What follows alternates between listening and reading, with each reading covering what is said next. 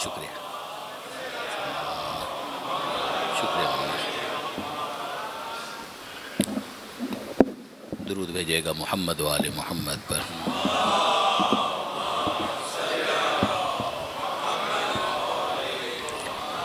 ایک مومن ریاض احمد صاحب آئی سی یو میں ایڈمٹ ہیں، ان کے لیے اور تمام بیماروں کے لیے دعا ہے۔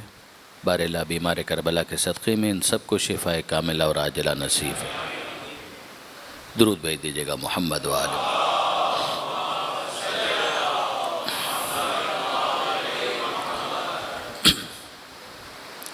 اعوذ باللہ من الشیطان اللعین الرجیم، بسم اللہ الرحمن الرحیم، الحمد للہ رب العالمین، والصلاة والسلام علی اشرف الانبیاء والمرسلین، سیدنا و مولانا ابی القاسم محمد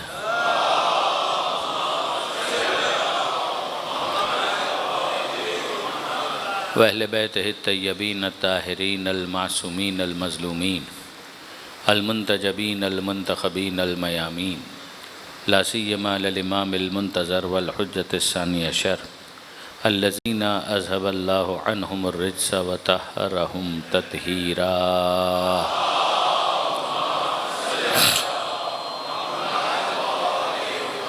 واللعنۃ الدائمۃ الباقیۃ علی اعدائہم اجمعین من یوم ظلمہم الی قیام یوم الدین۔ رب اشرح لی صدری ویسر لی امری واحلل عقدۃ من لسانی یفقہوا قولی واجعلنی خالصا لوجہک الکریم یا اللہ۔ صلوات علی محمد۔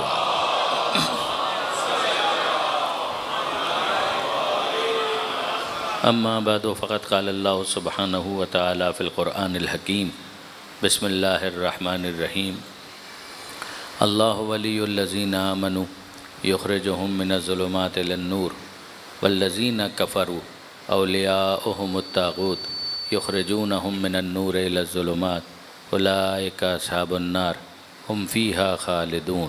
صلوات علی محمد و آل محمد۔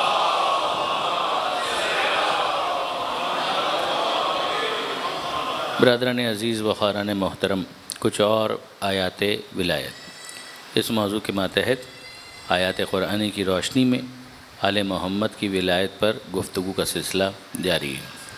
میں نے آپ کی خدمت میں کل سورہ مبارکہ فاتحہ اور اس میں موجود انسان کی وہ دعا جو فطری طور پر اس کے قلب اور دل کے اندر آنے والے الفاظ ہیں، جسے پروردگار نے زبان دی ہے ان لفظوں میں ڈھال کر کہ وہ کہے کہ اہدنا الصراط المستقیم، کہ مالک سیدھی راہ ہم کو دکھا دے، اور ایک مرتبہ وہ سیدھی راہ مل جائے تو پھر انسان اس پر سے بات قدم کی دعا مانگے گا۔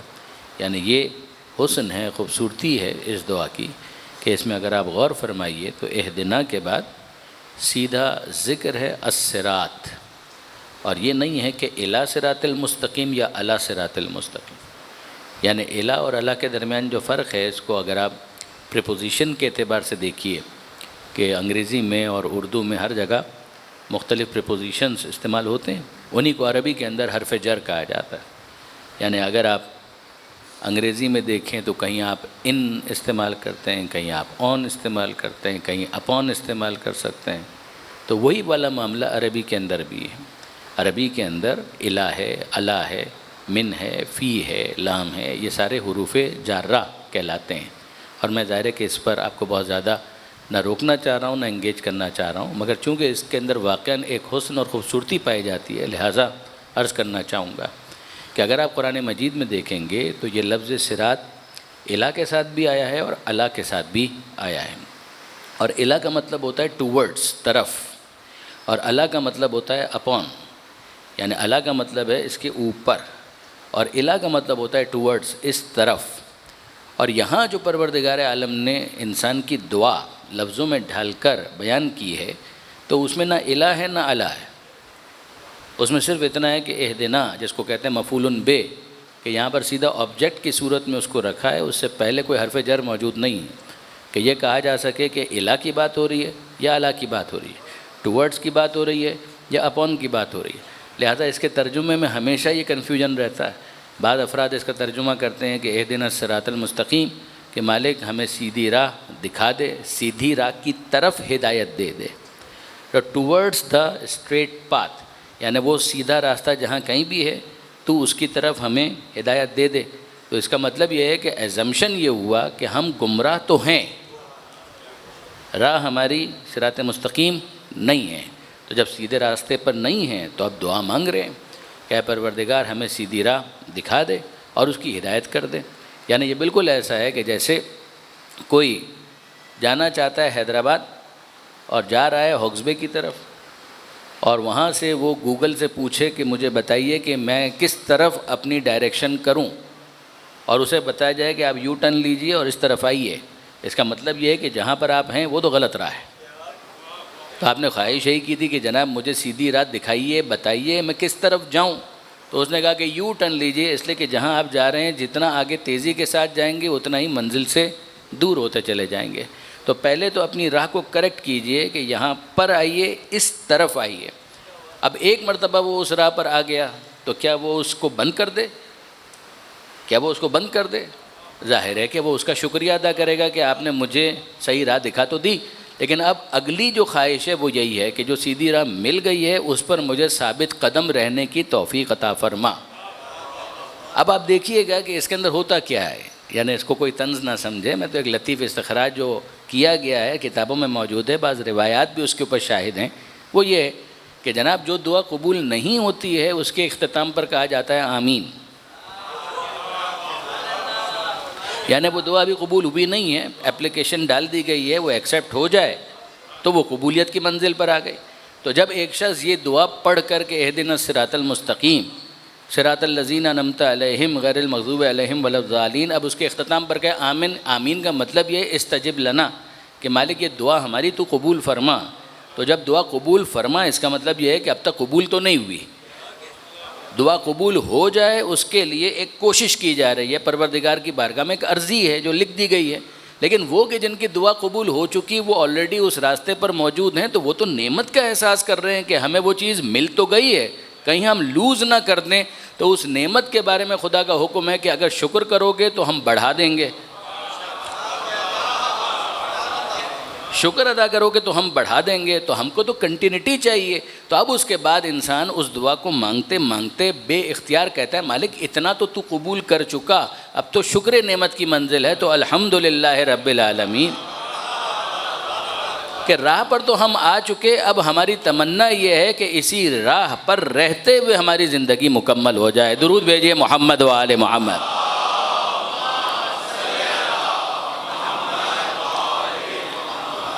تو یہ معاملہ اس طریقے سے بھی ایک دیکھنے کا انداز ہے کہ اہدنا الصراط المستقیم، کہ اہدنا الا یا اہدنا علا۔ تو ایک مرتبہ وہ راستہ مل گیا تو پھر اس کے بعد وہ راستہ دائیں بائیں نہ ہونے پائے، انسان کنٹینیوسلی اپنے راستے کو مانیٹر کرتا رہے کہ ہاں میں اسی راہ پر موجود ہوں۔ تو پھر اس کے بعد یہ جس کا راستہ ہے انعمت علیہم، ان کا اور ان کا راستہ سیم ہونا چاہیے۔ قرآن مجید میں ظاہر کہ سورہ یاسین کی کچھ آیتیں ہیں جو ابھی میں آپ کے سامنے عرض کرنا چاہوں گا، مگر اگر آپ غور فرمائیں گے تو آپ کو اندازہ ہوگا، اور پھر بار بار کہتا ہوں کہ یہ جملے کبھی اس طرح کے آ جاتے ہیں کہ مجھے بزرگان سے شرمندگی ہوتی ہے، بزرگان میرے کبھی مخاطب نہیں ہوتے۔ میں اپنے بچوں کے لیے، نوجوان دوستوں کے لیے گزارش کر رہا ہوں کہ وہ اگر اس کو دیکھیں گے تو وہ اندازہ کریں گے کہ پروردگار عالم نے قرآن مجید میں کچھ مقامات پر نشاندہی بھی کی ہے کہ وہ انعمت علیہم کون۔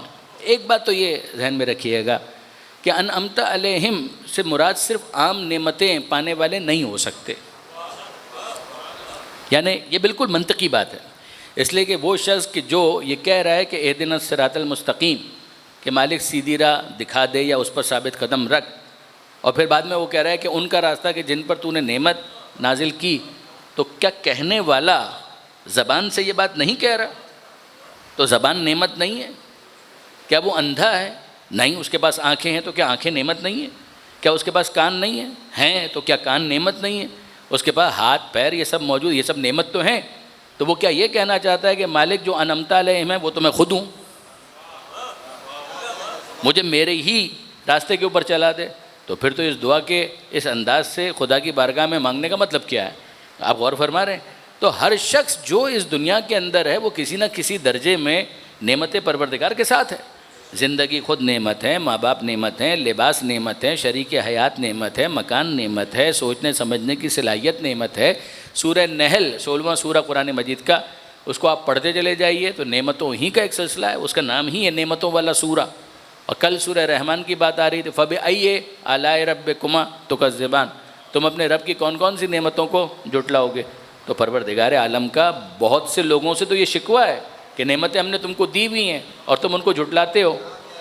تو نعمتیں لے کر جھٹلانے والوں کا راستہ کچھ بھی ہو، انعمت علیہم تو نہیں ہو سکتا۔ آپ نے غور فرمایا؟ اچھا آگے بڑھ جائیے، بنی اسرائیل، پروردگار ڈانٹ رہا ہے، پروردگار عالم مذمت کر رہا ہے، پروردگار عالم ان کو کنڈیم کر رہا ہے۔ کنڈیمنیشن کا ایک سلسلہ ہے، کہیں دور جانے کی ضرورت نہیں ہے، سورہ بقرہ ہی کے اندر آپ پڑھتے چلے جائیے۔ مگر پروردگار عالم جو ان کو کنڈیم کر رہا ہے تو ساتھ ہی ساتھ کیا کہہ رہا ہے؟ یا بنی اسرائیل، اے بنی اسرائیل، اذکروا نعمتی التی انعمت علیکم، اے بنی اسرائیل، اے یعقوب کی اولاد، ان سے اپنے آپ کو منسوب کرنے والو، اذکروا نعمتی، میری نعمت کو یاد کرو، انعمت علیکم، جو میں نے تم پر نازل کی۔ تو آپ کہیے کہ اس کا مطلب یہ ہے کہ انعمت علیہم سے مراد ہے بنی اسرائیل والے، جن کے اوپر سبت کی مخالفت کی وجہ سے، جو سبات سیٹرڈے والے دن کی مخالفت کی وجہ سے عذاب بھی آ رہا ہے، اور پھر انہی کا راستہ انعمت علیہم ہے۔ یہود کا راستہ انعمت علیہم ہو سکتا ہے کہ نہیں ہو سکتا؟ یہ تو مغضوب علیہم ہے، باؤ بغضب اللہ غضب، یہ بھی پروردگار عالم قرآن میں کہہ رہا ہے کہ وہ پلٹے دوہرے غضب کے ساتھ۔ تو یہ اچھے انعمت علیہم ہے کہ یقتلون النبیین بغیر الحق، انبیاء کو قتل کیے جا رہے ہیں اور رہے انعمت علیہم۔ تو یہ انعمت علیہم کا مطلب وہ نعمتیں تو نہیں ہیں۔ تو پھر وہ کون سی نعمت ہے کہ جس کے آنے پر اس گروہ کو کہا جا رہا ہے انعمت علیہم، کہ یہ ہے انعمت علیہم؟ تو آپ مانگ کیا رہے تھے خدا سے؟ اس دعا کے اندر خدا سے مانگ کیا رہے تھے؟ جو آپ مانگ رہے تھے وہ نعمت انعمت علیہم والوں کے پاس پہلے سے ہے۔ مانگ کیا رہے تھے؟ کہ اہدنا، ہدایت دے دے، ہدایت کر دے، کس چیز کی؟ کہ صراط مستقیم کی۔ تو اب ہم کو سمجھ میں آیا کہ دو چیزوں کے طلبگار تھے، صراط مستقیم اور ہدایت۔ تو یہ انعمت علیہم وہ ہوں گے کہ جن کے پاس نعمت ہدایت پہلے سے ہوگی، صراط مستقیم پر پہلے سے ہوں گے۔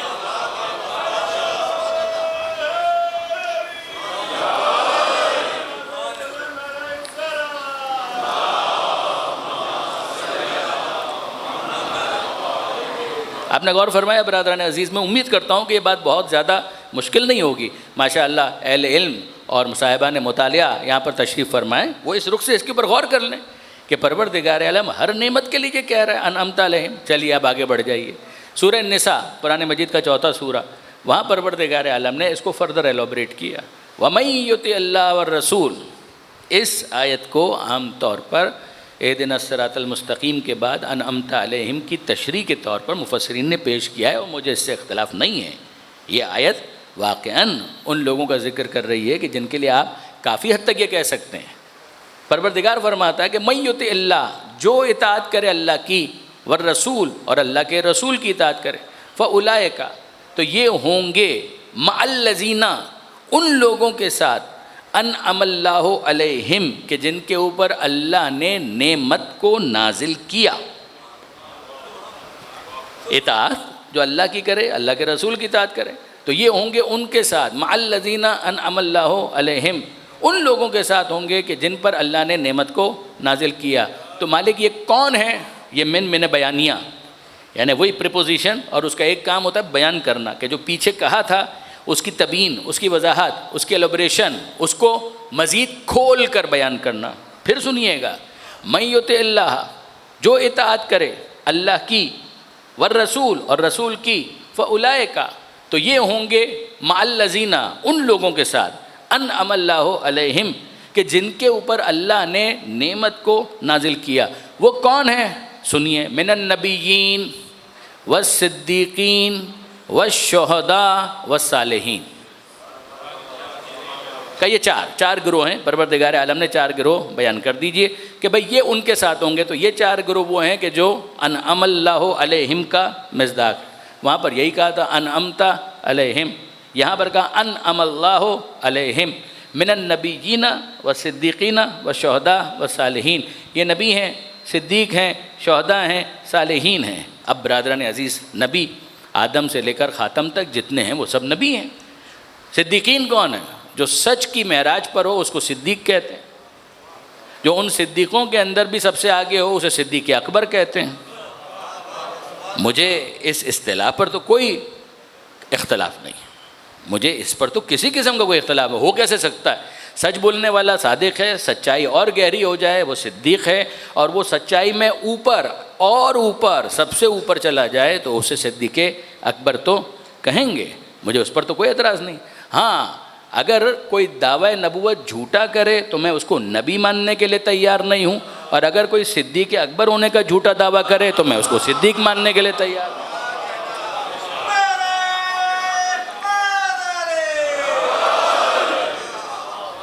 جیسے اگر کوئی کہے جناب وہ شہید ہو گئے، کیوں؟ اس لیے قتل ہو۔ اب صرف قتل ہونا شہید ہونے کے لیے کافی تھوڑی ہے۔ اگر صرف قتل ہونا، وہ کہ نہیں شہید ہو گئے، بس ہم نے کہہ دیا تو شہید ہو گیا، تو آپ کے کہنے سے اگر وہ شہید بن رہے ہیں تو آپ کے کہنے سے وہ صدیق بھی بن جائیں گے، کسی اور کے کہنے سے وہ نبی بھی بن جائیں گے۔ مگر کیا یہ لوگوں کے کہنے سے یہ کوئی اجماع وجماع کی کوئی کیفیت ہے؟ کوئی شورا والا معاملہ ہے کہ چار لوگوں نے شورا کر کے کہہ دیا کہ بھائی ہم نے کہا ہے تو بس مانیے ان کو صدیق؟ تو برادران عزیز، یہ اتنا سستا معاملہ نہیں ہے، لوگ مان بھی لیں گے تو خدا تو بہرحال نہیں ماننے والا۔ اچھا آپ دیکھیے، یعنی یہ جو میں کہہ رہا ہوں آپ کی خدمت میں کہ پیغمبر کیا کہنا، نبی اکبر ہیں، سب سے بڑھ کر ہیں، سید المرسلین ہیں، رسولوں کے سردار ہیں، اس میں تو کوئی شک اور شبہ ہی نہیں ہو سکتا نا۔ بعد از خدا بزرگ توئی، قصہ مختصر، یہ تو بالکل اپنی جگہ سچ ہے، حق ہے۔ اچھا، قرآن مجید میں پیغمبر اکرم کے تعلق سے جو سورہ یاسین کا میں کہہ بھی رہا تھا، وہاں کتنا خوبصورت انداز ہے جو پروردگار عالم نے اپنے حبیب کو مخاطب کیا اور کہا یاسین والقرآن الحکیم انکا لمن المرسلین علی صراط مستقیم۔ دیکھ لیجئے، یاسین والقرآن الحکیم، یاسین پیغمبر اکرم کا نام ہے، پیغمبر اکرم کے ناموں میں سے ایک نام یاسین ہے۔ کیسے پتہ چلا گا؟ چھٹے امام جعفر صادق علیہ السلام،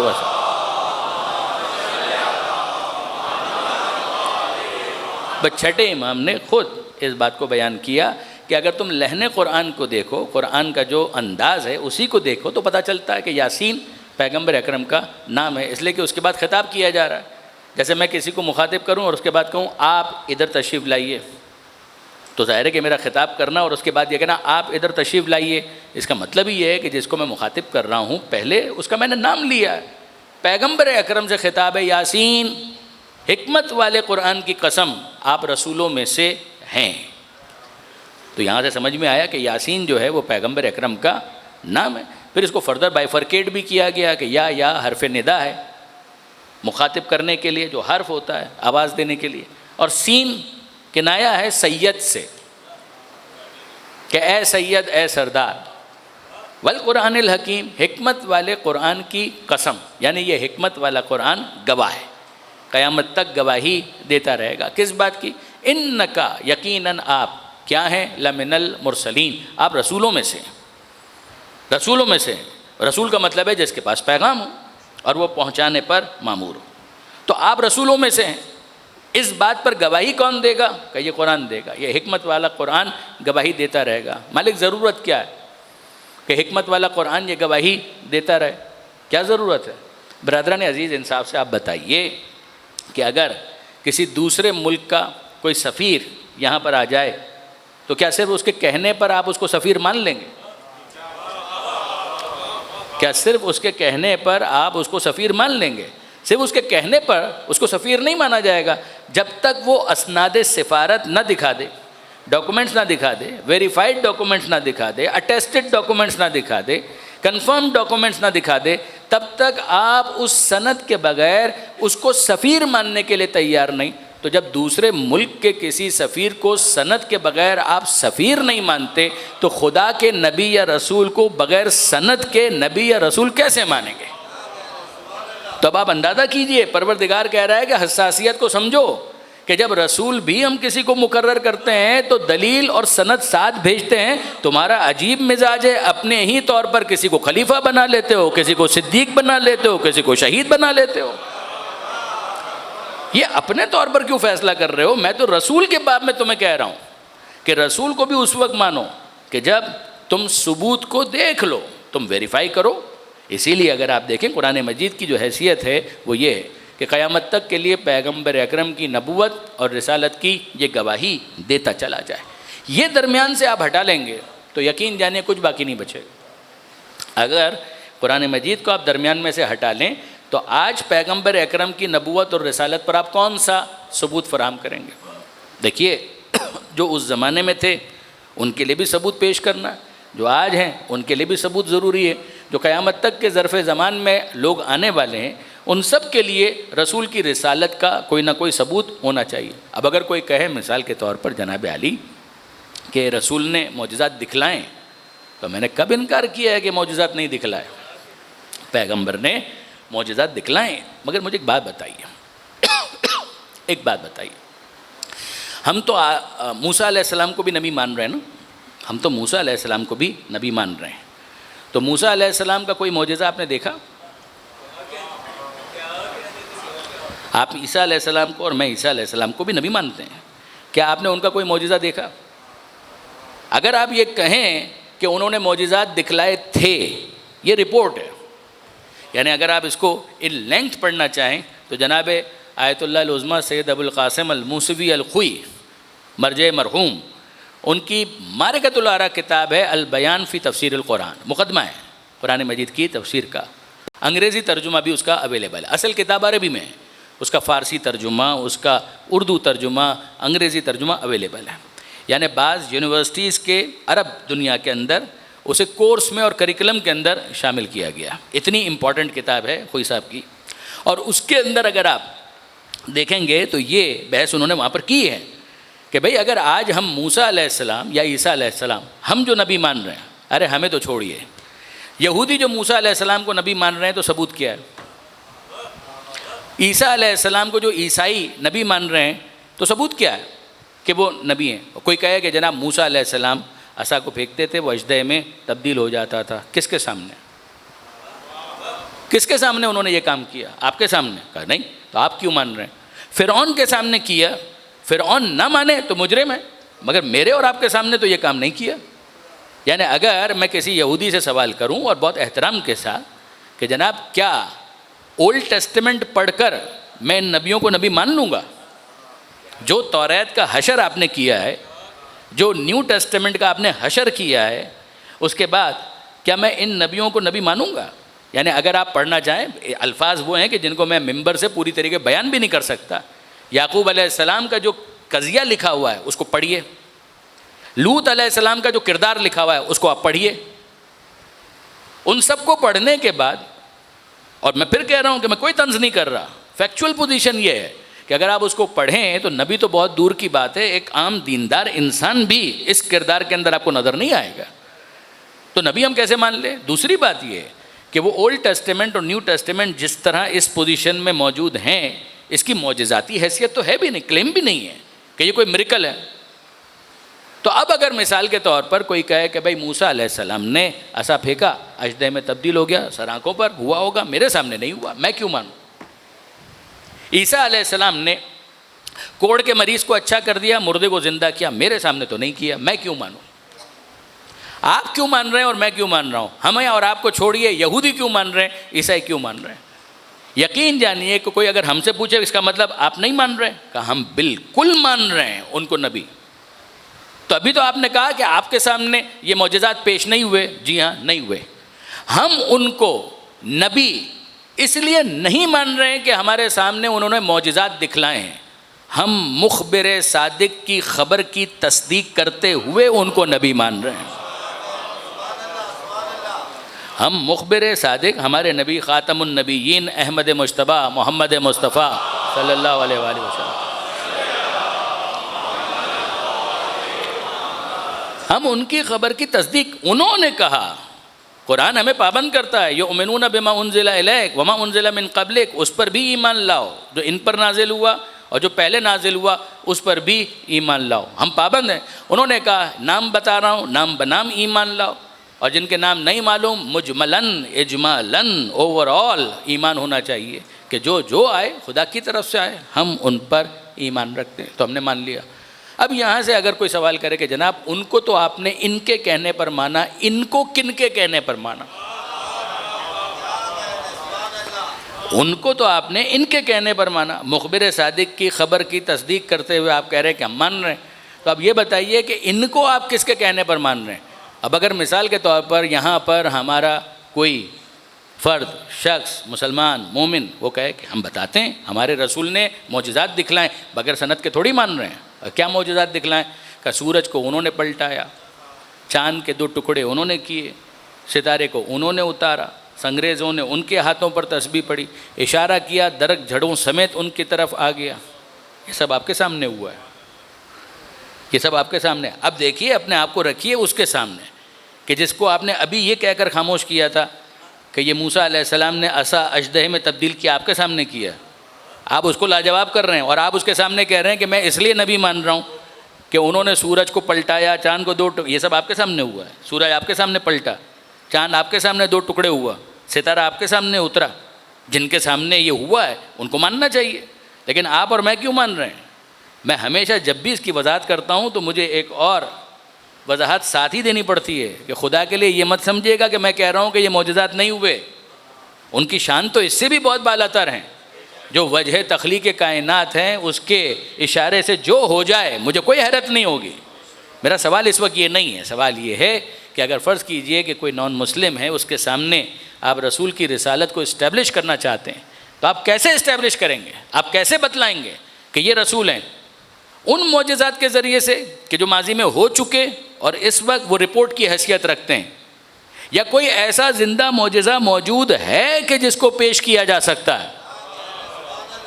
یہ وہ منزل ہے کہ جہاں سورہ یاسین کی آیت سمجھ میں آتی ہے، والقرآن الحکیم، اے حبیب یہ حکمت والا قرآن گواہی دیتا رہے گا، انک لمن المرسلین، آپ رسولوں میں سے ہیں۔ ظرف زمان میں قیامت تک جتنی وسعت ہے، ہر لمحے جو آ کر یہ چیک کرنا چاہے کہ اس رسول کی رسالت کی کوئی سند ہے کہ جس کی امت میں شامل ہونے کی دعوت دی جا رہی ہے، قرآن کا چیلنج ہے کہ چھوٹے میں چھوٹا سورہ آج بھی موجود ہے، جواب لے آؤ، رسالت کا دعویٰ ہم چھوڑ دیں گے۔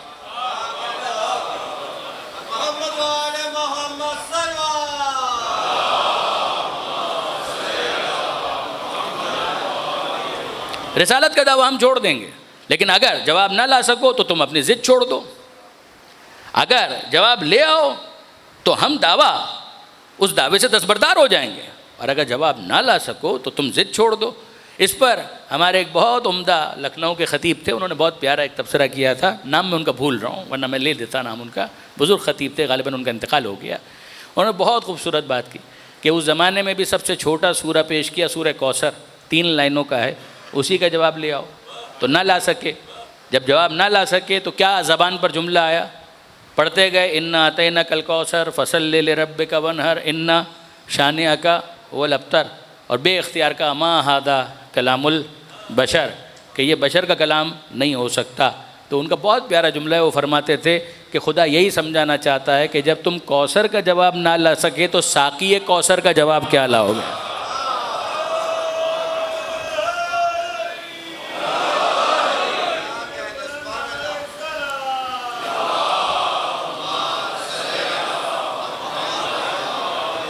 ہم اپنا روٹ بتا رہے ہیں، ہمارا روٹ کیا ہے؟ ہمارا روٹ یہ ہے، بڑا سیدھا سادہ سمپل سا روٹ ہے، کسی کو اچھا لگے تو سر آنکھوں پر، اگر اچھا نہ لگے تو وہ اپنے لیے وہ راستہ خود ہی تجویز کر لے کہ ہم کس طرح سے دین کو انٹرپریٹ کرتے ہیں، دیکھتے ہیں۔ پیغمبر اکرم، ان کی رسالت، پیغمبر اکرم 11 ہجری میں اس دنیا سے تشریف لے گئے، مگر ایسا تو نہیں ہے کہ ان کی نبوت ختم ہو گئی، نبوت تو قیامت تک کے لیے۔ یہ نبوت اگر ختم ہو جائے تو یقین جانیے نہ ہم موسیٰ علیہ السلام کی نبوت پر کوئی ثبوت رکھتے ہیں، نہ عیسیٰ علیہ السلام کی نبوت پر کوئی ثبوت رکھتے ہیں۔ ہم ان نبیوں کی نبوتوں کو قبول کر رہے ہیں اس مخبر صادق کی تصدیق پر، اس مخبر صادق کو نبی مان رہے ہیں قرآن کی گواہی پر۔ اب قرآن جب گواہی دیتا ہے تو ہمارے لیے روٹ کھل گیا، یہ قرآن مجید کا جواب لاؤ، نہ لا سکو تو اس کو معجزہ مانو۔ جب معجزہ مانو تو لانے والے کو صاحب معجزہ مانو. صاحب معجزہ کی نبوت تمہارے لیے سامنے آ گئی تو ان کو رسول مان کر ما قبل کے جتنے انبیاء ہیں ان سب کی تصدیق کرو کہ وہ اللہ کے نبی تھے. آدم علیہ السلام نے کوئی معجزہ نہیں دکھلایا, ہمیں کوئی ضرورت نہیں ہے. ہم آدم علیہ السلام کا معجزہ دیکھ کر ان کو نبی نہیں مان رہے. ابراہیم علیہ السلام, نوح علیہ السلام, موسیٰ, عیسیٰ علیہ السلام, ہم ان میں سے کسی کو بھی ان کا معجزہ دیکھ کر نبی نہیں مان رہے. ہم اس مخبر صادق کی خبر کی تصدیق کرتے ہوئے ان نبیوں کو نبی مان رہے ہیں. اب آپ بتائیے برادران عزیز, اس کا نتیجہ کیا نکلا؟ اس کا نتیجہ یہ نکلا وہ انبیاء جن کا اب ہم سے براہ راست کوئی ربط اور تعلق نہیں. دیکھیں آدم علیہ السلام, ان پر اب کوئی وحی نازل نہیں ہو رہی. اگر وحی نازل ہوئی تھی ہمارے لیے کتنی ریلیونٹ ہے؟ وہ شریعتیں تھیں, منسوخ ہو گئی نوح علیہ السلام کے زمانے والی. ابراہیم علیہ السلام, موسیٰ علیہ السلام, عیسیٰ علیہ السلام, ہم کانٹیکٹ میں نہیں ہیں. ابراہیم علیہ السلام تو پھر بھی کسی حد تک ملت ابراہیمہ حنیفاً, لیکن یہ ہے کہ بہرحال ہم ان کی امت میں نہیں ہیں, مگر ان کو بھی مانو. کیوں مانو؟ یعنی فرض کیجئے کہ کوئی بچہ اگر کہے بھائی کیوں مانوں, جب میں ان کی امت میں نہیں ہوں تو میں کیوں مانوں؟ کہ مانو اس لیے کہ جس کی امت میں تم ہو اس کو تم نے کیوں مانا؟ خدا کے کہنے پر. خدا جس کو منوا رہا ہے اس کو مانتے چلے جاؤ. خدا جس کو منوائے اس کو مانتے چلے جاؤ. دیکھیے اب اس کا نتیجہ کیا ہے؟ اصرار ہے اسلام کا کہ ما قبل کے نبیوں کو مانو, چاہے اب ان سے تمہیں کوئی وحی نہیں مل رہی, چاہے اب ان سے تمہیں کوئی ہدایت نہیں مل رہی, مگر مانو. اس لیے کہ سلسلہ ایک ہے. ہم صرف رسول کو, آخری رسول کو نہیں منوانا چاہ رہے, ہم چاہ رہے ہیں اس پورے سلسلے کو مانو. ما قبل کے نبیوں کو بھی مانو, چاہے تمہارا براہ راست کوئی ربط اور تعلق ڈائریکٹ ان سے نہ ہو, مگر مانو. اتنا اصرار ہے پروردگار کو. تو اب ہم ہاتھ جوڑ کر پوچھتے ہیں کہ پیغمبر اکرم ان کو منوانے میں اتنا اصرار کر رہے ہیں کہ جن سے اب ہمارا ڈائریکٹ کوئی ربط نہیں ہے, تو کیا یہ پیغمبر کی ذمہ داری نہیں ہے کہ ان کو بھی متعارف کروائیں کہ جو پیغمبر کے بعد امت کی ہدایت کے ذمہ دار ہیں؟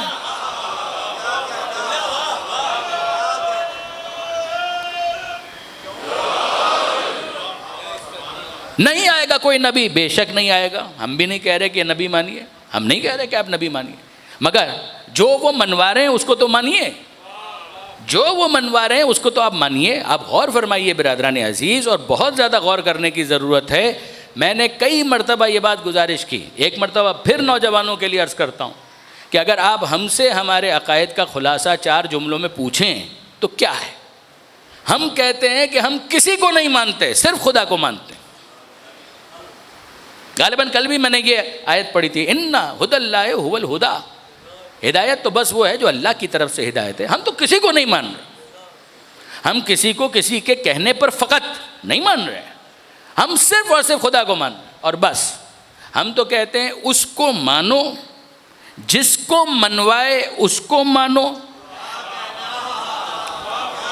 اس کو مانو, جس کو منوائے اس کو مانو, جس کو وہ جو منوائے اس کو وہ مانو, جتنوں کو منوائے اتنوں کو مانو.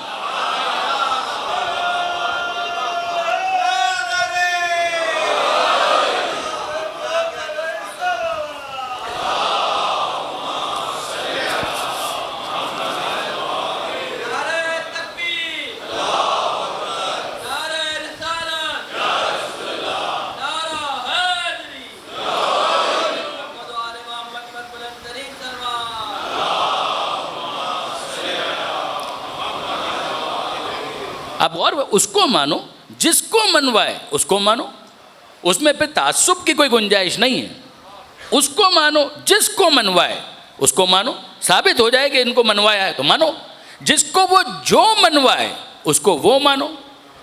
جس کو نبی منوائے اس کو نبی مانو, جس کو ولی منوائے اس کو ولی مانو, جس کو صدیق منوائے اس کو صدیق منواؤ. اپنی طرف سے تراشنے کی گنجائش نہیں ہے.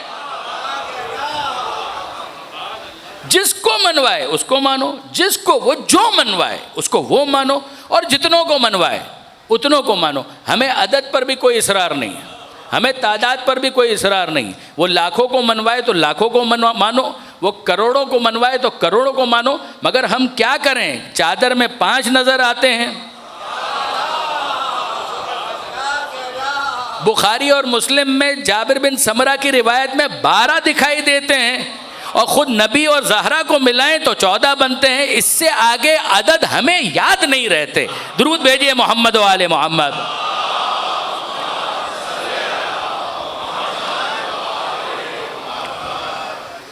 آپ نے غور فرمایا برادران عزیز، یہ ہمارا ایک اصولی موقف ہے۔ اس اصولی موقف کو نہ فقط یہ کہ سمجھنے کی ضرورت ہے، یاد کرنے کی ضرورت ہے، اور پھر کہتا ہوں یہ روٹ ہمارا، یہ روٹ ہمارا۔ اس روٹ کے بعد اگر کسی کو کوئی اور روٹ سمجھ میں آتا ہے تو بسم اللہ۔ ہمارا روٹ یہ ہے۔ پروردگار عالم واضح طور پر کہہ رہا ہے انکا لمن المرسلین، اے حبیب آپ رسولوں میں سے، علی صراط مستقیم، آپ سیدھی راہ پر ہیں، سیدھی راہ کی طرف نہیں ہیں جہاں سے بات شروع ہوئی تھی، سیدھی راہ کی طرف نہیں ہیں، آپ سیدھی راہ پر ہیں۔ اہدنا صراط المستقیم کی دعا مانگنے والے دونوں طرح کے ہوں گے، کچھ طرف ہوں گے، کچھ پر ہوں گے۔ ہم رسول کے بارے میں اعلان کرتے ہیں کہ یہ دنیا میں آنے کے بعد کسی اور کو فالو کر کر صراط مستقیم پر نہیں آ رہا، یہ پہلے سے صراط مستقیم پر ہے۔ جو صراط مستقیم پر ہے، نہ وہ دائیں نہ وہ بائیں، نہ کوئی لغزش، نہ کوئی خطا، نہ کوئی سہو، نہ کوئی نسیان، نہ کوئی ہذیان۔ وہاں پر تو کسی قسم کا ڈیویشن نہیں، نہ کوئی خطا، نہ کوئی سہو، نہ کوئی غلطی، نہ کوئی گناہ، نہ کوئی نسیان، نہ کوئی ہذیان۔ وہ صراط مستقیم پر ہے جو پوری زندگی کی ضمانت دے رہا ہے۔ علی صراط مستقیم، اے حبیب آپ صراط مستقیم پر ہیں۔ تنزیل العزیز الرحیم، یہ قرآن نازل کردہ ہے اس خدا کا جو عزیز ہے، رحیم ہے، زبردست ہے، رحم کرنے والا ہے۔ لتنذر قوما ما انذر آباؤہم، تاکہ آپ انذار کریں ان لوگوں کو جن کو اب تک انذار نہیں کیا گیا، آپ کریں، وہ غفلت میں نہ رہیں، آپ ان کو انذار کریں تاکہ حجت تمام ہو جائے۔ پیغمبر انذار کریں گے، سب ایمان لے آئیں گے، سب ایمان لے آئیں گے۔ پڑھیے، یہ سورہ یاسین ہی کیا ہے، لقد حق القول علی اکثرہم وہم لا یؤمنون۔ اے حبیب دل برداشتہ ہونے کی ضرورت نہیں ہے، ان میں سے اکثر وہ ہیں کہ جو ایمان لانے والے نہیں ہیں۔ آپ پریشان نہ ہوں، اگر یہ ایمان نہیں لاتے آپ پریشان نہ ہوں۔ لقد حق القول علی اکثرہم، ہم آپ کو انفارم کر رہے ہیں کہ ان میں سے اکثر وہ ہیں جو ایمان لانے والے نہیں ہیں۔ تو برادران عزیز، بڑی شرم آنی چاہیے کہ قرآن کے اتنے واضح اعلان کے بعد بھی اکثریت کو معیار بنا کر کسی کے حق اور باطل پر ہونے کا فیصلہ کیا جائے۔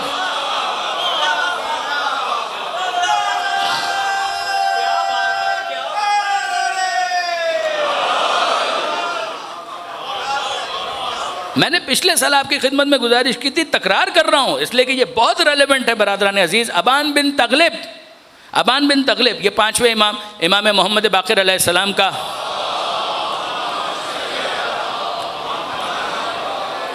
کثرت اور قلت کے تعلق سے، جب ابان بن تغلب سے کسی نے تنزن یہ پوچھا، اور میں بہت محتاط الفاظ استعمال کر رہا ہوں اور مجھے جانا بہت آگے، کہ جب ان سے کسی نے یہ پوچھا، یہ امام کے تربیت یافتہ شاگرد تھے، جب ان سے کسی نے پوچھا اے ابان یہ تو بتاؤ کہ پیغمبر کے بعد کتنے لوگوں نے علی کا ساتھ دیا؟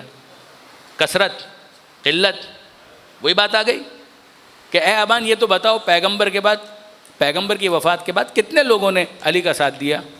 تو یہ اپنی معلومات میں اضافے کے لیے پوچھ رہے ہیں، یہ اپنے علم میں اضافے کے لیے پوچھ رہے ہیں کہ ابان مجھے نہیں معلوم ہے، ذرا جنرل نالج میں اضافہ کرو۔ جی نہیں، طنز ہے۔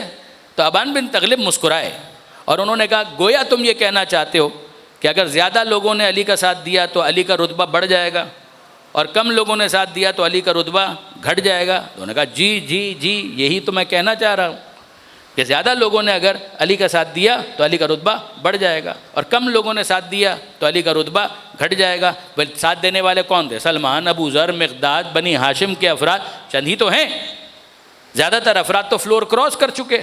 تو اب برادران عزیز تنزن پوچھے جا رہا ہے، یہ بتائیے ابان کتنے لوگوں نے نبی کا انتقال ہوا اس کے بعد علی کا ساتھ دیا؟ کہ تم یہ کہنا چاہتے ہو زیادہ لوگوں نے ساتھ دیا تو علی کا رتبہ بڑھ جائے گا، کم لوگوں نے ساتھ دیا تو علی کا رتبہ گھٹ جائے گا، تنزیہ تبسم کے ساتھ کہ جی میں یہی کہنا چاہ رہا ہوں۔ کہ تم نے معیار کو نہیں سمجھا۔ کہ کیا مطلب؟ کہ یہ معیار کب ہے؟ ہم اس بنیاد پر علی کے رتبے کا فیصلہ نہیں کرتے، کہ اگر زیادہ لوگوں نے ساتھ دیا تو علی کا رتبہ بڑھ جائے گا، کم لوگوں نے ساتھ دیا تو علی کا رتبہ گھٹ جائے گا۔ ہم تو یہ کہتے ہیں کہ علی تو علی ہے، ساتھ دینے والوں کا رتبہ بڑھ جائے گا، جو ساتھ نہیں دیں گے ان کا رتبہ گھٹ جائے گا۔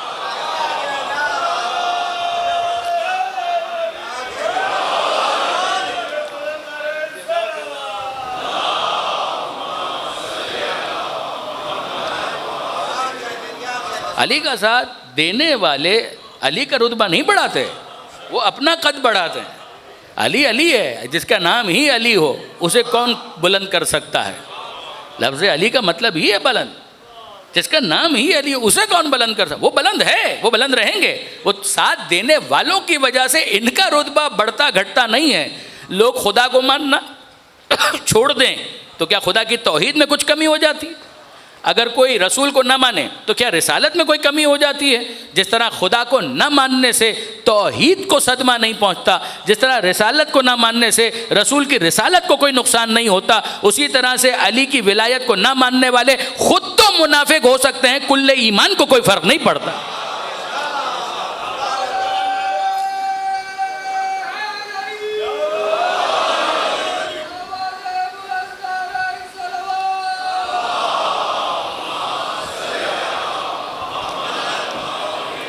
اور اب میں آپ کی خدمت میں عرض کروں، اسی سورہ یاسین میں آگے جا کر پروردگار نے ایک بستی کا ذکر کیا، وَضْرِبْ لَهُمْ مَثَلًا أَصْحَابَ الْقَرْيَةِ۔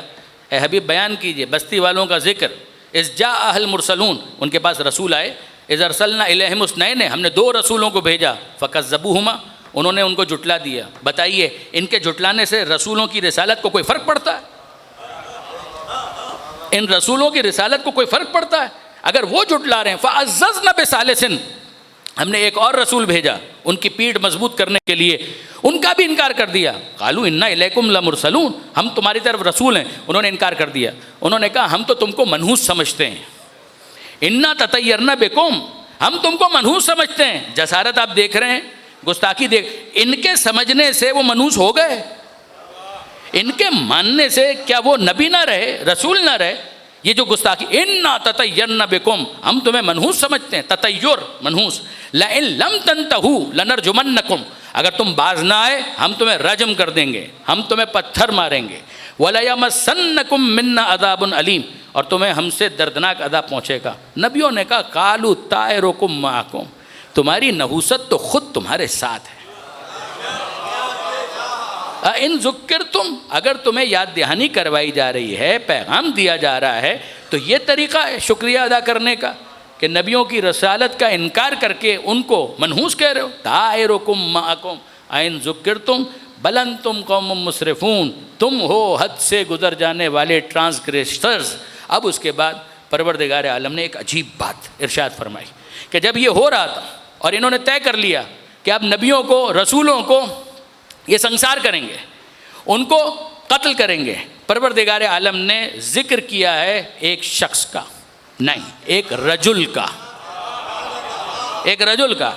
جاء من اقصى المدینۃ رجل یسعی، جاء آیا، من اقصى المدینۃ، دور شہر سے آیا، دور تھا، یہ لوگ قریب تھے، وہ دور تھا، مگر یہ دور ہو کر کتنا قریب ہے اور یہ قریب ہو کر کتنے دور ہیں؟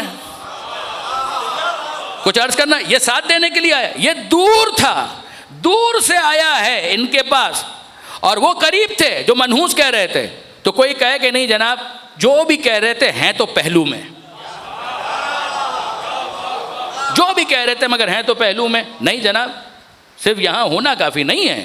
جاء من اقصى المدینۃ رجل یسعی، آیا دور شہر سے، دور شہر سے، حبیب نجار ان کی بات ہو رہی ہے جن کو مومن یاسین کہا گیا۔ جاء من اقصى المدینۃ، دور شہر سے وہ آیا، رجل آیا، یسعی دوڑتا ہوا آیا، تیزی کے ساتھ آیا، اور کہا اے میری قوم اتبعوا المرسلین، اتباع کرو رسولوں کا۔ کیا تم سے اجر مانگ رہے ہیں؟ نہ اجر کے طلبگار ہیں، محتدون، اور یہ خود ہدایت یافتہ ہیں، ان کو کسی نے اجماع اور شورا سے نہیں بنایا، یہ تو اللہ کی طرف سے ہدایت یافتہ ہیں، ان کی اتباع کرو۔ اتبعوا من لا یسألکم علیہ اجرا وہم مہتدون وما لی لا اعبد الذی فطرنی والیہ ترجعون. عجیب ہے، مجھے کیا ہو گیا ہے کہ میں عبادت نہ کروں اس خدا کی جس نے مجھے پیدا کیا، اسی کی بارگاہ میں تم سب کو پلٹایا جائے گا. عجیب ہے. ہم کو یہاں پر سمجھ میں آ گیا رسولوں کو جھٹلاؤ، رسولوں کی رسالت کو کوئی فرق نہیں پڑتا. سمجھ میں آ گئی بات. یہ شخص جو آیا ہے، آیت آپ کے ذہن میں بھولے تو نہیں ہے؟ من یطع اللہ والرسول، سورہ نساء، جو اللہ اور رسول کی اطاعت کرے کن کے ساتھ ہوں گے؟ ان کے ساتھ جو نبی ہیں، صدیقین ہیں، شہداء اور صالحین ہیں. یہاں پر یہ جو ساتھ دینے کے لیے دور شہر سے حبیب نجار، مومن یاسین. عجیب بات ہے کہ پیغمبر اکرم کی حدیث ہے، علامہ جلال الدین سیوطی در منصور میں، اور تفسیر سالبی، امام سالبی، ان کا بھی تعلق مکتبے اور مسلک کے اہل بیت سے نہیں ہے، مشہور ہے، دونوں علماء مشہور ہیں. امام سالبی نے بھی اس قبیل کی روایتوں کو لکھا، علامہ سیوطی نے بھی اس قبیل کی روایتوں کو لکھا. اور کیا لکھا؟ وہ لکھ رہے ہیں کہ پیغمبر اکرم فرماتے ہیں الصدیقون ثلاثہ، صدیق تو بس 3 گزرے، صدیق تو بس 3 گزرے جن کو صدیق کہا جا سکے. الصدیقون ثلاثہ، صدیق تو بس 3 گزرے. کمال ہے. اچھا وہ 3 کون ہیں؟ کہ پہلے ہیں یہ حبیب نجار جن کا تذکرہ سورہ یاسین کے اندر آیا. کہ دوسرے کون ہیں؟ کہ جن کا تذکرہ سورہ مومن میں آیا، سورہ غافر، 2 نام ہے اس کے. مومن آل فرعون، حزقیل جن کو کہا گیا مومن آل فرعون. رجل مومن من آل فرعون یکتم ایمانہ، موسیٰ علیہ السلام کی مدد کے لیے آیا. جب موسیٰ علیہ السلام کو خطرہ محسوس ہوا اس نے آ کر ان کی مدد کی. تو یہ 2 ہو گئے صدیق. پیغمبر کہہ رہے ہیں کہ 3 ہیں صدیقون، الصدیقون ثلاثہ، صدیقین 3 ہیں. تو 2 تو یہ ہو گئے، تیسرے کون؟ میں نام نہیں لے رہا ہوں کہ پوچھنے والا کون تھا، میں نام نہیں لے رہا ہوں کہ پوچھنے والا کون تھا، جا کر چیک کیجئے گا کہ کس سے پوچھا. لیکن جو بھی پوچھنے والا تھا، عجیب بات ہے کہ پیغمبر کہیں 3 ہیں صدیق. ایک حبیب نجار مومن یاسین، نمبر 2 حزقیل مومن آل فرعون، اور نمبر 3 علی آ رہے تھے. پیغمبر کہتے ہیں اس امت کا صدیق یہ ہے جو آ رہا ہے.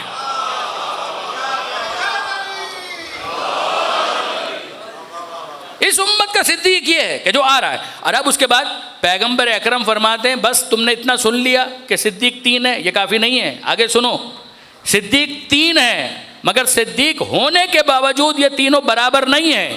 ان تینوں میں بھی افضل میرا بھائی علی ابن ابی طالب ہے. اور اب برادران عزیز میں آپ سے سوال کرتا ہوں کہ ذرا غور کیجئے کہ پیغمبر کہہ رہے ہیں صدیق 3 ہیں، 2 ہم نے دیکھ لیے، تیسرے کا تعارف کروا دیا. ان تینوں میں کامن ڈینومینیٹر کیا ہے؟ ان تینوں میں مشترک بیس کیا ہے؟ وہ مشترکات کیا ہیں کہ جن کی وجہ سے ان کو صدیق کہا گیا؟ بھائی ایک بات تو سمجھ میں آتی ہے، یہ سچائی کی معراج پر ہیں لہذا صدیق ہیں، یہ بات تو سمجھ میں آتی ہے. مگر اور کیا بات ہے؟ پھر آیت سنیے گا. یہ جن کو صدیق کہا جا رہا ہے، ایک ہے حبیب نجار، ایک ہے حزقیل، اور تیسرے ہیں علی. 2 آیتیں آپ کے سامنے میں نے پیش کی، اور ان دونوں میں آپ نے کیا پایا؟ جب حبیب نجار آئے ہیں تو وہاں پر تھے نہیں، دوڑتے ہوئے آئے. جب محسوس کیا کہ نبی خطرے میں ہیں، دوڑتے ہوئے آئے. اور دوسری صفت کہ ان کو رجل کہا گیا، دور تھے دوڑتے ہوئے آئے اور ان کو رجل کہا گیا.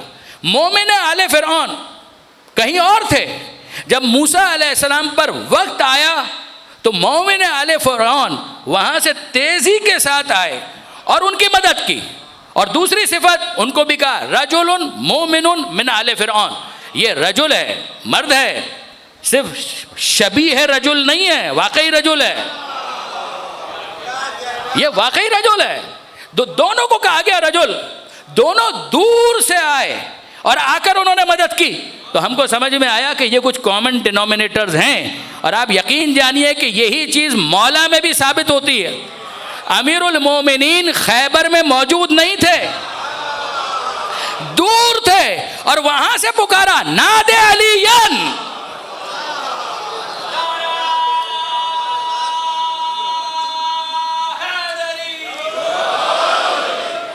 نادے علیین، حکم دیا جا رہا ہے، نادے علیین مظہر لا جائے.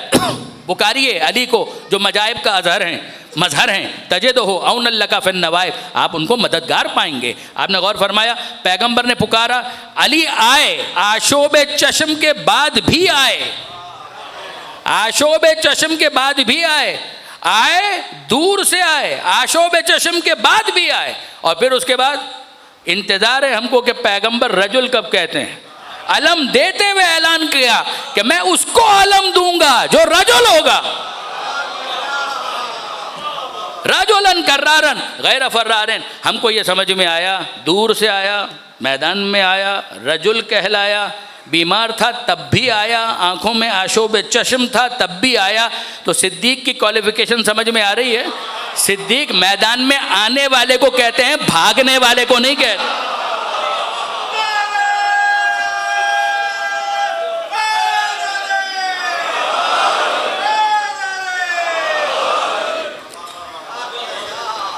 آپ نے اندازہ کیا میدان میں، یہاں تو بچے بھی اگر ہوں تو میدان میں جم کر مقابلہ کرتے ہیں اون محمد کی طرح۔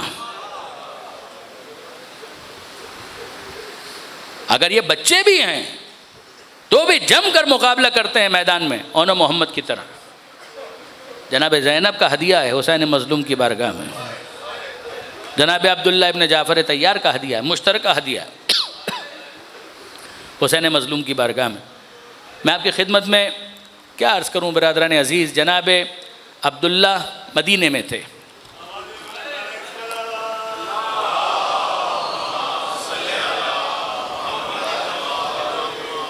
بیماری کی وجہ سے شریک سفر نہ ہو سکے۔ جناب زینب ہمراہ ہیں امام حسین کے، ابھی اون محمد حسین کے قافلے میں نہیں ہے، یہ قافلہ مکہ پہنچا۔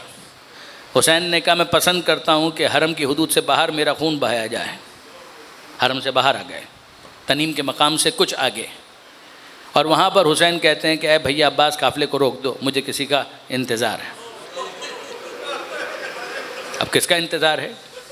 کچھ دیر کے بعد دھول اڑتی ہوئی محسوس ہوئی، گرد اڑتی ہوئی محسوس ہوئی، کوئی آ رہا ہے۔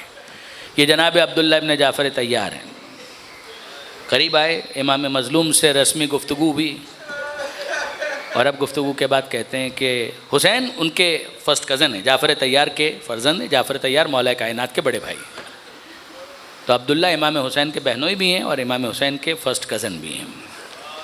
تو کہتے ہیں کہ حسین کیا اجازت ہے کہ میں اپنی زوجہ زینب سے کچھ باتیں کر دوں؟ تو امام کہتے ہیں کہ عبداللہ زوجہ ہیں آپ کی زینب، آپ کو میری اجازت کی کوئی ضرورت نہیں ہے۔ کہ فرمائیے کس طرف ہے زینب؟ کہ یہ جو محمل آپ کو نظر آ رہی اس میں جناب زینب تشریف فرمائیں۔ بی بی زینب کو اطلاع ہے کہ میرا شوہر ملاقات کے لیے آیا ہے، دل میں خدشہ کہ کہیں ایسا تو نہیں ہے شوہر ہے واپس چلنے کے لیے کہہ دے۔ قریب آئے عبداللہ اور رسمی گفتگو سلام علیک، اس سے پہلے کہ عبداللہ کچھ کہتے جناب زینب کہتی ہیں عبداللہ میں شریعت کی پابند ہوں، مجھے بھی معلوم ہے کہ شریعت کا حکم ہے کہ عورت زوجہ شوہر کی اجازت کے بغیر سفر نہیں کر سکتی۔ اگر آپ مجھ سے کہیں گے کہ میں یہ سفر ترک کر دوں تو ظاہر ہے کہ میں ماننے کے لیے پابند ہوں، میں واپس آپ کے ساتھ مدینہ جاؤں گی، مگر انصاف سے بتائیے حسین سے جدا ہو کر یہ بہن جی پائے گی؟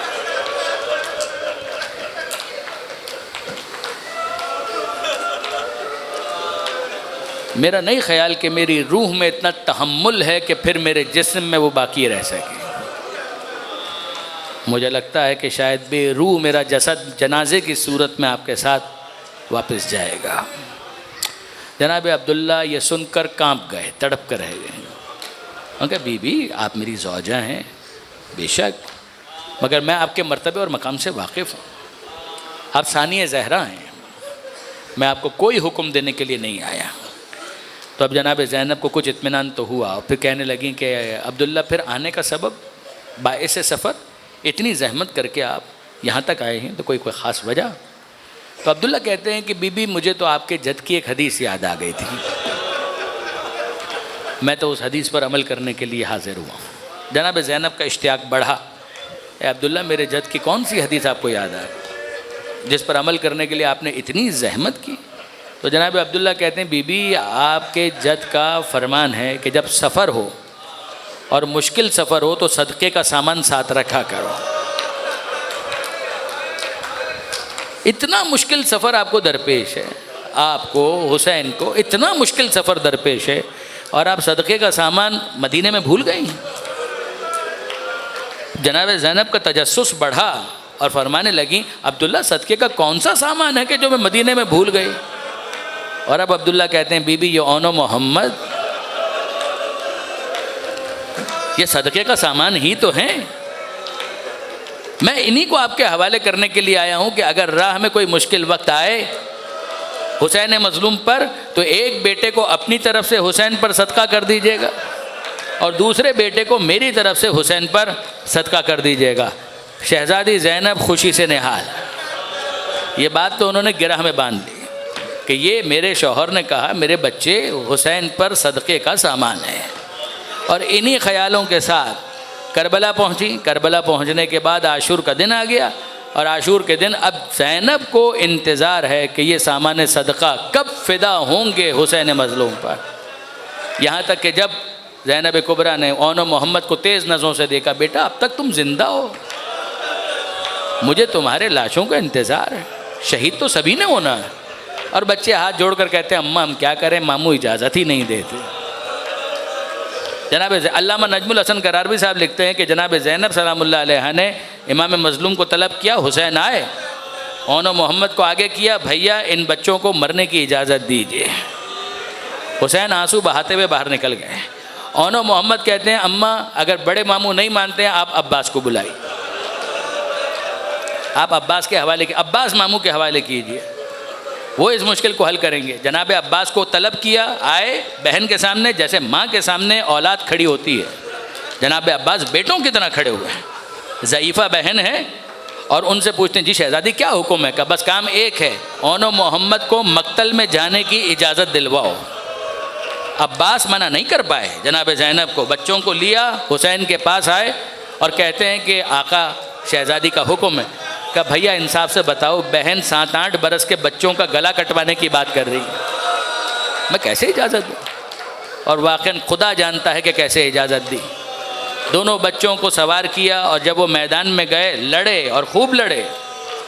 جناب زینب نے کہا تھا اے بچوں میدان میں جا کر اپنا تعارف کرانے کی تمہیں ضرورت نہ پڑے، تم کیوں کہو کہ لال خدا کے ولی کے ہیں، تم کیوں کہو کہ لال خدا کے ولی کے ہیں، فوجیں کہیں کہ ہاں یہ نواسے علی کے ہیں، تمہیں اپنا تعارف نہ کروانا پڑے، تم تو بس یہ کہہ دینا ہم حسین کے غلام ہیں. اگر کوئی پوچھے بس اتنا کہہ دینا ہم حسین کے غلام ہیں. اور یہ بچے اب میدان میں گئے، لڑے، بھوکے پیاسے بچے کب تک لڑتے، یہاں تک کہ جب زمین کربلا پر گرے تو جناب زینب کو مخاطب کر کے حسین کہتے ہیں اے زینب میں بچوں کا حق ادا نہ کر سکا مگر ان بچوں نے تمہارے دودھ کا حق ادا کر دیا، اب ان کے لاشیں لینے جا رہا ہوں، عباس چلو میرے ساتھ. جناب زینب فرماتی ہیں خیمے سے آواز دیتی ہیں بھیا یہ تو شکر کا موقع ہے، اگر پانی ہوتا تو وضو کر کے 2 رکعت نماز پڑھتی، تیمم کر کے نماز پڑھ رہی. یہاں حسین گئے اور جناب زینب نے اپنے ماتھے کو سجدے میں رکھا اور پروردگار سے مناجات کر رہے ہیں اے مالک اس دکھیا کے 2 بیٹے بھوکے پیاسے میدان میں شہید ہو گئے، آ رہے ہیں ان کے لاشیں، مجھے صبر عطا کر. حسین اور عباس بچوں کے لاشیں لے کر آئے، خیمے کے صحن میں بچوں کے لاشیں رکھے، بچے شہید ہو چکے اور اب ایک طرف جناب زینب کھڑی ہیں، ایک طرف عباس، ایک طرف حسین. اور اب جناب زینب نے دیکھا اور کہنے لگی بھیا اجازت ہے میں ان مہمانوں سے آخری کچھ باتیں کر لوں، اجازت ہے آخری چند باتیں ان بچوں سے کر لوں. اور پھر اس کے بعد جھکی بڑے بیٹے کے پاس اور مخاطب کر کے کہنے لگیں آج سے پہلے جب کبھی یہ چھوٹا رات کو چونک جاتا تھا، یہ ماں کے جذبات ہیں، یہ ماں کے جذبات، آج سے پہلے رات کو جب کبھی یہ چھوٹا چونک جاتا تھا میں اسے سینے سے لگا لیتی تھی، آج کے بعد یہ چھوٹا اس بیابان میں تیرے سپرد کر رہی ہوں، اگر کبھی چونک جائے تو اپنے سینے سے لگا لینا. یہ کہہ کر چھوٹے کے پاس آئیں اور اس کے ہاتھوں کو اپنے ہاتھوں میں لیا، خون بھرے ہاتھ خون ہاتھوں میں منتقل ہوا، اپنے چہرے پر مل کر کہنے لگی ماں ان ہاتھوں کے نثار، ماں ان ہاتھوں کے نثار۔ بتا دیا میدان میں عمر سعد کو کہ جوان اور بہادر کیسے جھان دیا کرتے ہیں، بہادر کیسے لڑا کرتے ہیں، بتا دیا عمر سعد کو میرے لال۔ اور پھر اچانک کھڑی ہوئی اور جلال کے عالم میں کہنے لگی بھیا اگر بچوں سے کوئی گستاخی ہو گئی ہو زینب معافی مانگتی ہے، اگر کوئی گستاخی ہو گئی ہو زینب معافی مانگتی ہے۔ میں نے ان دونوں سے کہہ دیا تھا کہ کبھی نہ کہیں کہ ہم حسین کے بھانجے ہیں، ہمیشہ یہ کہیں کہ ہم حسین کے غلام ہیں۔ اور اب حسین برداشت نہ کر سکے، زینب کو سینے سے لپٹا لیا اور کہنے لگے اے زینب، فوج اشکیا پوچھتی رہی تم کون ہو، یہ ہمیشہ یہی کہتے رہے ہم حسین کے غلام ہیں، ہم حسین کے غلام۔ ماتم حسین۔